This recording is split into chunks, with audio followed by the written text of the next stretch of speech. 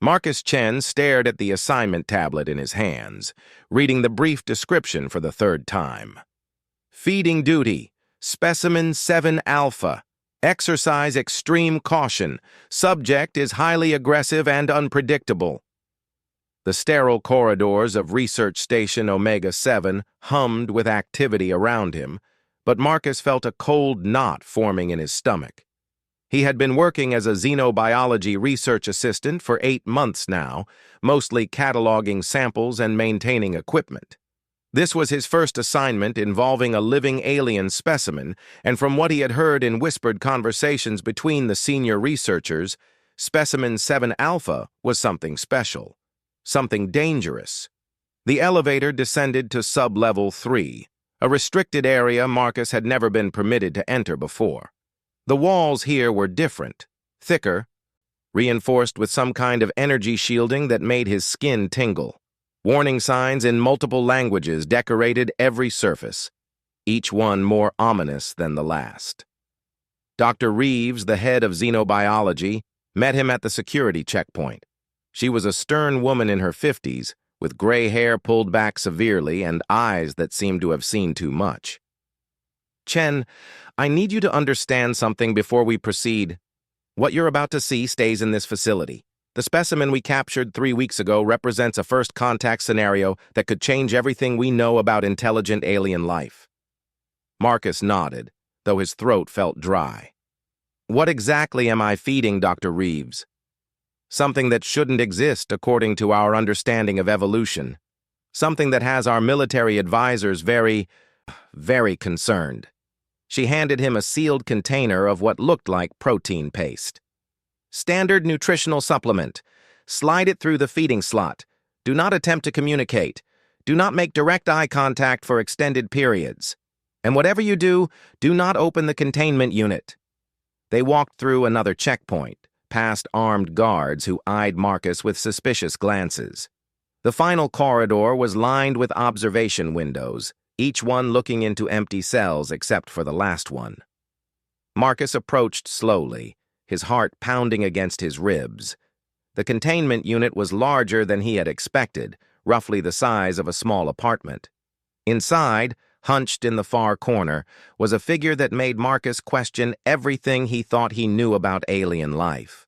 She was humanoid, but clearly not human. Her skin had a pale blue tint that seemed to shimmer under the harsh fluorescent lights. Long silver hair cascaded down her back, partially obscuring features that were hauntingly beautiful, despite their alien nature. Her limbs were longer and more graceful than a human's, and when she moved, it was with a fluid motion that seemed to defy gravity. But it was her eyes that stopped Marcus cold. They were larger than human eyes, a deep violet color that seemed to hold an intelligence that was both ancient and profound.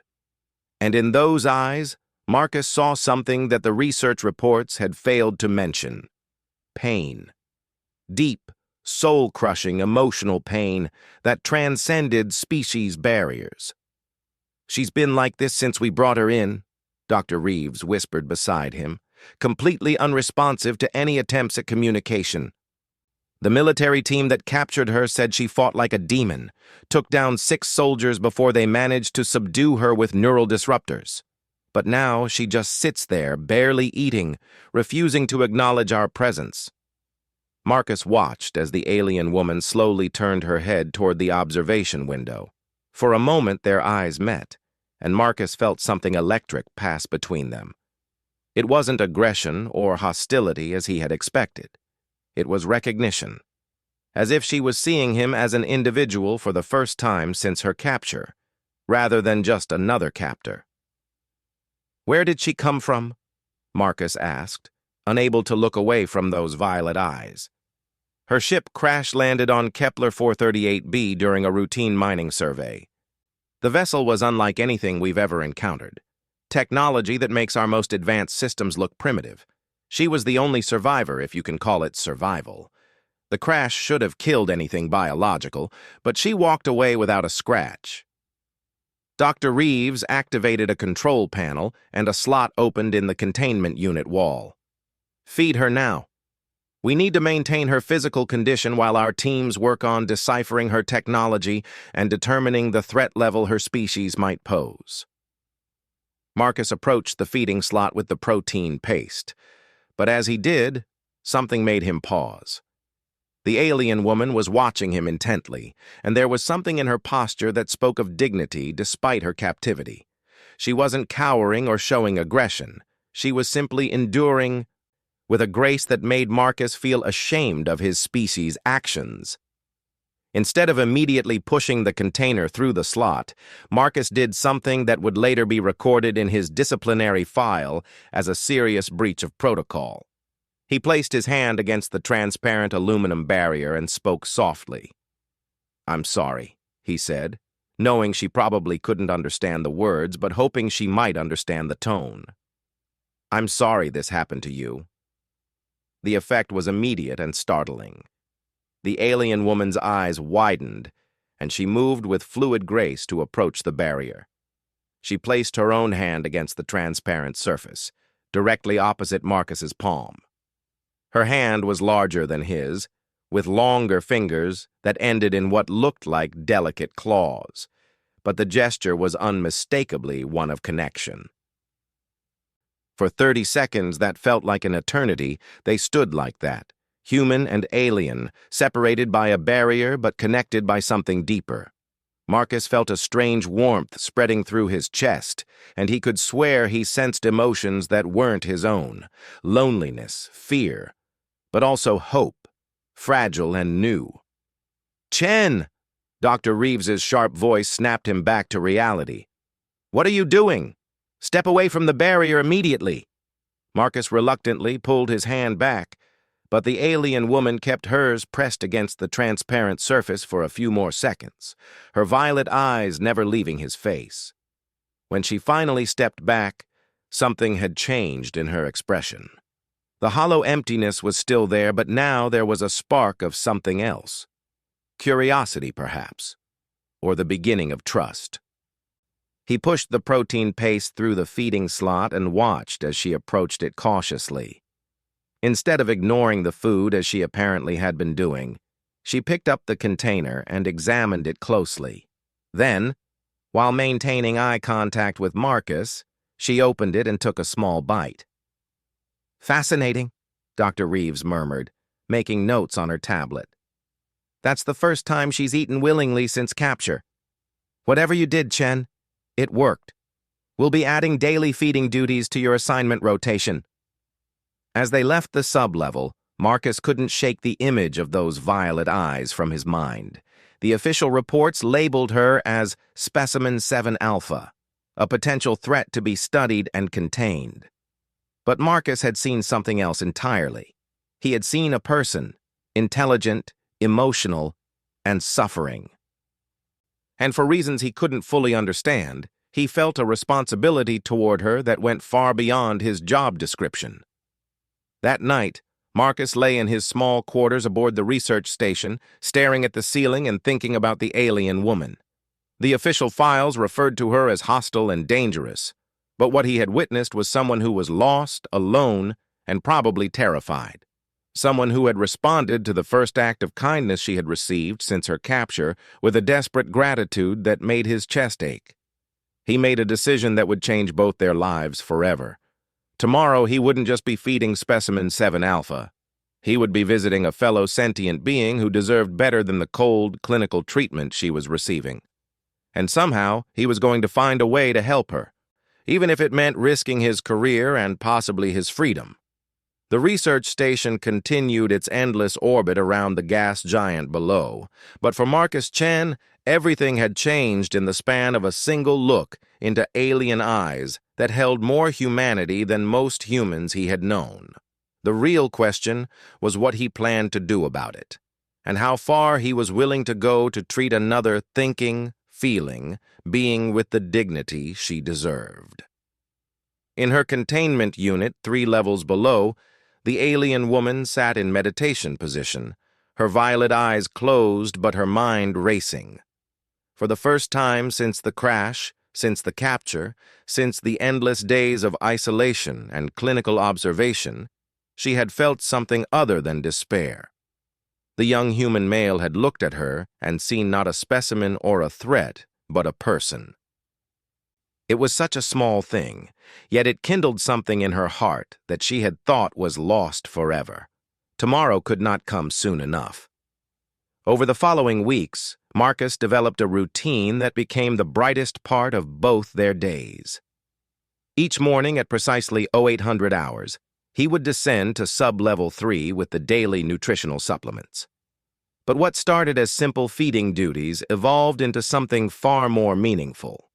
The alien woman, whom Marcus had privately begun calling Lyra after the constellation visible from his quarters porthole, began responding to his presence in ways that surprised everyone. She would approach the barrier when she heard his footsteps, and she had started arranging small objects in her cell in complex patterns that suggested advanced mathematical thinking. Dr. Reeves was fascinated by the behavioral changes. Whatever rapport you've established with the specimen Chen, it's yielding unprecedented research opportunities. She's become cooperative with medical scans and has even allowed us to take tissue samples without the sedation protocols we had to use initially. But Marcus saw something the research team was missing. Lyra wasn't just becoming cooperative. She was trying to communicate. The patterns she created with the few objects in her cell weren't random arrangements.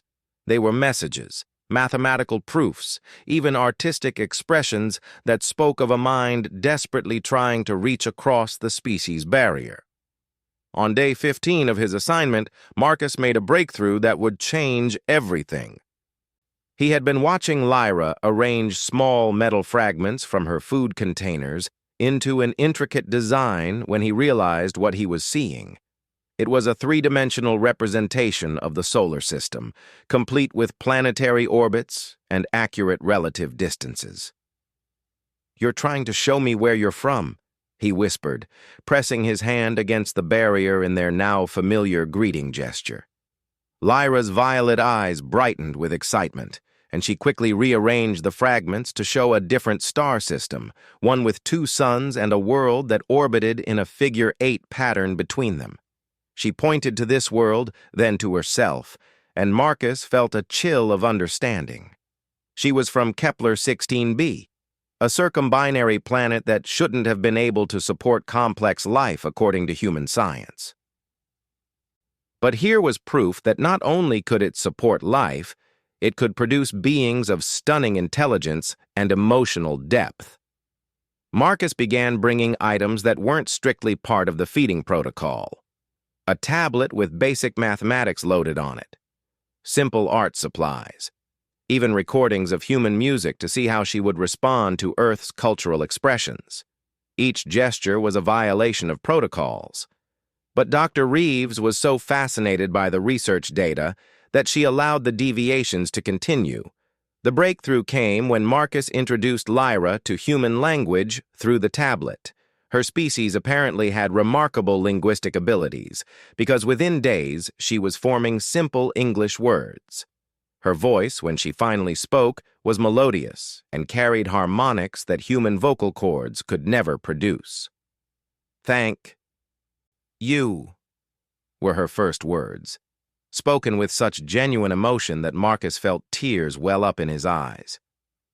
"You're welcome," he replied, knowing that this moment would be recorded by the observation systems and likely result in another disciplinary note in his file. He didn't care. As Lyra's English improved, their conversations became the foundation of the first peaceful first-contact communication in human history. But they also revealed the tragic circumstances that had brought her to the research station. "My people, we were explorers," she explained during one of their sessions, her accent making the words sound like music. "We travel between stars, learning, sharing knowledge. My ship was damaged by something your people don't understand yet. Space is not empty, Marcus. There are things in the dark between worlds." She told him about the Void Hunters, creatures of living shadow that existed in the space between dimensions, feeding on the life force of entire worlds. Her ship had been fleeing from them when it crashed on Kepler 438b, and her people had no way of knowing what had happened to her.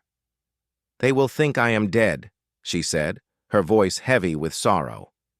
"But worse, they cannot warn your species about what comes behind them. The hunters follow exploration ships, seeking new feeding grounds. Earth is not safe, Marcus. None of your worlds are safe." This revelation sent shockwaves through the research station's command structure. Emergency communications were sent to Earth, and within hours, Marcus found himself in a secure conference room facing military officers whose expressions ranged from skeptical to terrified. "You understand, Mr. Chen, that if this alien is telling the truth, we're facing a threat that makes our worst-case first contact scenarios look optimistic," Admiral Rodriguez said, her weathered face grim. "We need to know everything she knows about these void hunters, their capabilities, their numbers, their timeline." Marcus felt a surge of protective anger. Her name is Lyra, and she's not an it. She's a person who lost her home, her family, everything she cared about, trying to warn species like us about this threat.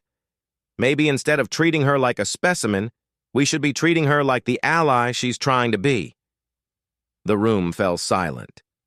Dr. Reeves looked pale, and the military officers exchanged glances that spoke of classified discussions Marcus wasn't privy to. "That's an interesting perspective, Mr. Chen," Admiral Rodriguez said finally, "because as of this morning, the decision has been made to move Specimen 7 Alpha to a military research facility for enhanced interrogation. We need information, and we need it quickly." Marcus felt his blood run cold. Enhanced interrogation was a euphemism that everyone in the room understood. "You can't do that. She's cooperating completely. She's trying to help us, and you want to torture her." "We want to ensure the survival of the human species," the Admiral replied sharply. "Sometimes that requires difficult decisions." The meeting ended with Marcus being officially removed from the specimen care rotation and reassigned to equipment maintenance duties. But as he was escorted from the conference room, Dr. Reeves caught his arm. "They're moving her tomorrow at 0600, she whispered. "Once she's in military hands, we'll never see her again. And Chen? I've been monitoring her vital signs during your interactions. Her brain patterns suggest she's been experiencing severe psychological trauma since her capture. Your visits are the only thing keeping her stable. Without that human contact, without that connection to kindness, I don't think she'll survive what they have planned." That night, Marcus sat in his quarters facing the most difficult decision of his life.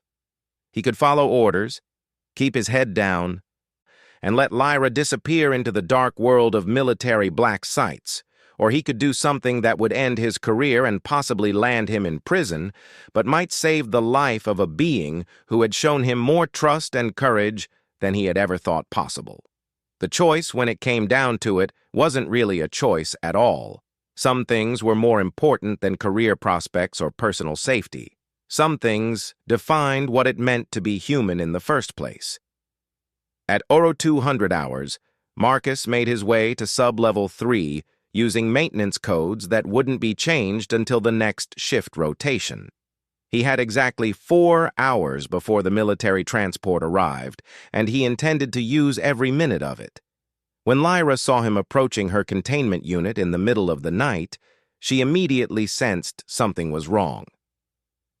Her empathic abilities, another remarkable trait of her species, allowed her to read emotional states with startling accuracy. "Marcus, what troubles you?" He placed both hands against the barrier, looking into those violet eyes that had haunted his dreams for weeks. "They're coming for you in the morning. They want to hurt you to get information. But I won't let that happen. I'm going to get you out of here." Lyra's expression shifted through surprise, gratitude, and finally determination. "The consequences for you will be severe. I know. Your people will call you traitor. Probably. You will lose everything you have worked for." Marcus smiled sadly.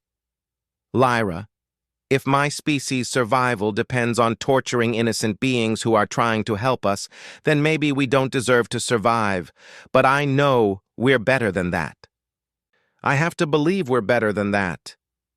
In that moment, looking at this young human who was willing to sacrifice everything for a principle he barely understood, Lyra felt something she hadn't experienced since leaving her homeworld. She felt hope for the future of human-alien relations, and she knew that whatever happened next, the universe was about to witness something remarkable. The escape would require everything Marcus had learned about the station's systems, and it would test both their courage in ways neither could imagine. But as he began entering override codes into the containment unit's control system, Marcus knew he was finally doing something worthy of the trust those violet eyes had placed in him. The containment unit's locks disengaged with a soft hiss that sounded deafening in the quiet corridor. For the first time in 3 weeks, Lyra stepped outside her prison, and Marcus could see the full majesty of her alien form. She stood nearly 7 feet tall, moving with a grace that seemed to defy the station's artificial gravity. But it was the look of profound gratitude in her violet eyes that took his breath away. "Thank you," she said, placing a gentle hand on his shoulder. Her touch was warm, and Marcus felt a strange tingling sensation, as if her very cells vibrated at a different frequency than human tissue.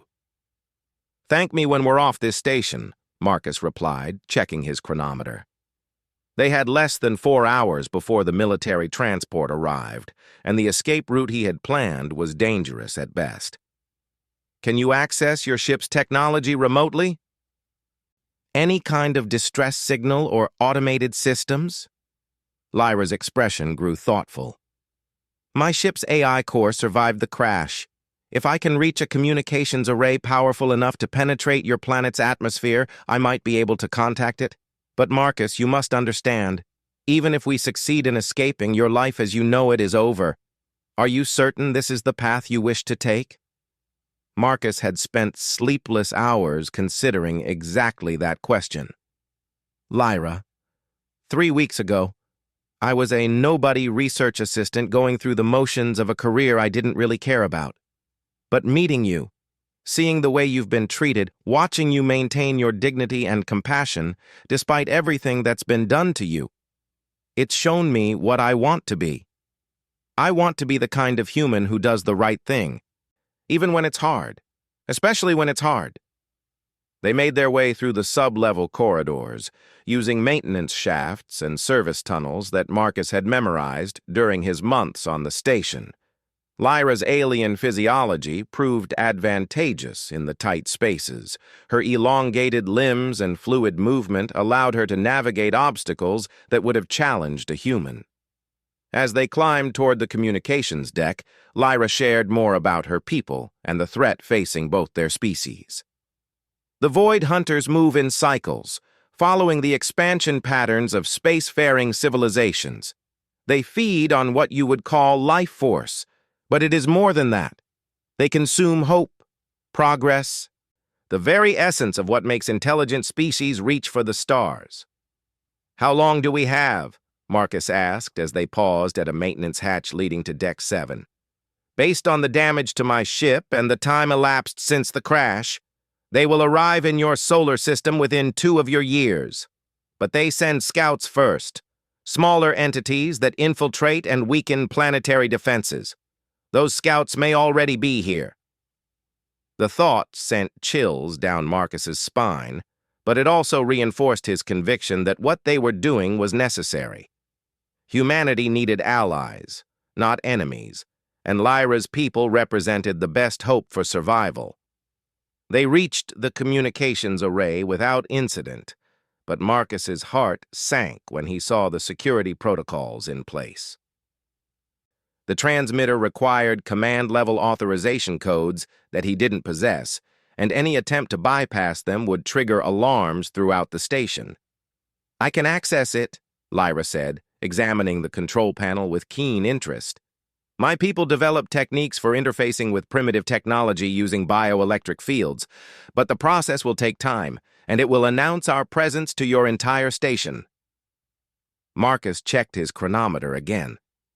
2 hours until the military transport arrived. How long do you need? 30 minutes to establish contact with my ship's AI. Another hour for the AI to calculate a safe jump trajectory and arrive in this system. She looked at him seriously. But Marcus, once my ship arrives, there will be no hiding what has happened. Your military will consider it an act of aggression, possibly an invasion. They will respond with force. Then we better make sure they understand this is a rescue, not an attack.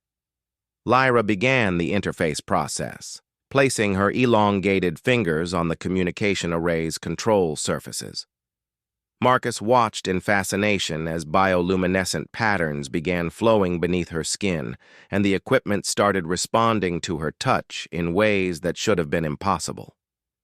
Your species has remarkable potential, she said as she worked, her voice taking on an otherworldly harmonic quality. Most civilizations we encounter are either too primitive to understand the greater universe, or so advanced they have lost their capacity for growth. But humans, you balance curiosity with caution, aggression with compassion. Your people could become something extraordinary, given time. The communication array suddenly burst to life, displays flickering with alien symbols that hurt Marcus's eyes to look at directly. Lyra's entire form began to glow with soft blue light as she communicated with her ship's AI in a manner that transcended any human understanding of technology. Alarms began blaring throughout the station. Emergency lights bathed the corridors in red, and Marcus could hear running footsteps approaching from multiple directions. Security teams would reach them within minutes, and after that, both their lives would be forfeit. Contact established, Lyra announced, her voice now carrying harmonics that seemed to come from everywhere at once. My ship's AI is calculating jump coordinates. But Marcus, there is something else. The AI has detected Void Hunter scout activity in your outer solar system. The threat is more immediate than I feared. The first security team burst onto the communications deck just as Marcus was processing this terrifying information. "Stand down immediately!" the team leader shouted, raising his pulse rifle. "Step away from the alien and surrender!" Marcus placed himself between the security team and Lyra, spreading his arms wide. "You don't understand. She's trying to help us. There's a threat coming that makes first contact protocols irrelevant. Stand down, Chen. You're under arrest for treason and sabotage." What happened next would be debated in military tribunals and academic conferences for years to come. Lyra stepped forward, her entire form now radiating that ethereal blue light, and spoke in a voice that seemed to reach into the minds of everyone present. "I am Lyra of the Star Wanderer people, and I come in peace to warn your species of a threat that has consumed entire civilizations. Your young human Marcus has shown more wisdom and courage than your leaders, and through his compassion, he has forged the first true bond between our peoples."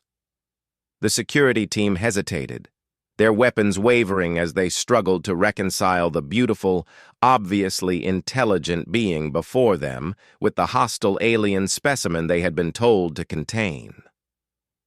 "Your world stands on the edge of discovery or destruction," Lyra continued. "In 2 years, the Void Hunters will arrive to feed on your civilization unless we work together to stop them. I offer my knowledge, my technology, and my friendship. The question is whether your species is wise enough to accept." Through the communications array's displays, a new alarm began sounding. Long-range sensors had detected an unknown vessel dropping out of faster-than-light travel at the edge of the solar system. Lyra's ship had arrived, and with it, humanity's first real glimpse of the larger universe. Dr. Reeves's voice crackled over the station's intercom system. "All personnel to emergency stations. Unknown alien vessel detected on approach vector to our position. This is not a drill." Marcus looked at the security team, then at Lyra, whose violet eyes held a mixture of hope and determination. "This is our choice," he said to the assembled humans. "We can respond with fear and violence, like we always have when faced with something different. Or we can choose to trust, to learn, to become something better than we've ever been before. The team leader slowly lowered his rifle. What do you need us to do? Over the following hours, as Lyra's ship approached the research station and the first official first contact negotiations in human history began, Marcus reflected on the journey that had brought them to this moment. It had started with simple compassion, seeing a fellow sentient being in pain and choosing to offer kindness instead of fear. But that simple act had blossomed into something far greater. Through Lyra, humanity had gained not just an ally in the face of an unimaginable threat, but a mirror in which to see their own potential. They could be explorers rather than conquerors, teachers rather than destroyers, friends to the infinite diversity of intelligence that populated the cosmos. The negotiations that followed would be complex and sometimes tense, but they were built on a foundation of mutual respect that Marcus and Lyra had established in the depths of a research station where compassion had triumphed over protocol. When Lyra's people arrived in force 6 months later, bringing with them technologies and knowledge that would transform human civilization, they came as allies and friends. The Void Hunters, when they finally reached the solar system, found not helpless prey, but a coalition of species united in defense of life itself. Years later, when historians wrote about the moment that changed everything for humanity's place in the universe, they would point to grand diplomatic summits and technological breakthroughs. But Marcus knew the truth. It had all started with one simple choice: to see beyond the barriers that divided species and recognize the fundamental dignity that connected all thinking beings. In the end, that was what made humanity special in a universe full of wonders. Not their technology or their aggression, but their capacity to choose compassion over fear, understanding over ignorance, hope over despair. It was a choice that had saved 2 civilizations and opened the door to a future among the stars that neither species could have imagined alone. Marcus Chen, former research assistant turned humanity's first interstellar diplomat, stood on the observation deck of the joint human-alien research vessel that bore his name, watching alien suns wheel through the cosmic dark. Beside him, Lyra of the Star Wanderer people smiled with violet eyes that held the warmth of a friendship that had changed the galaxy. They had chosen compassion, and the universe had responded with wonders beyond imagining.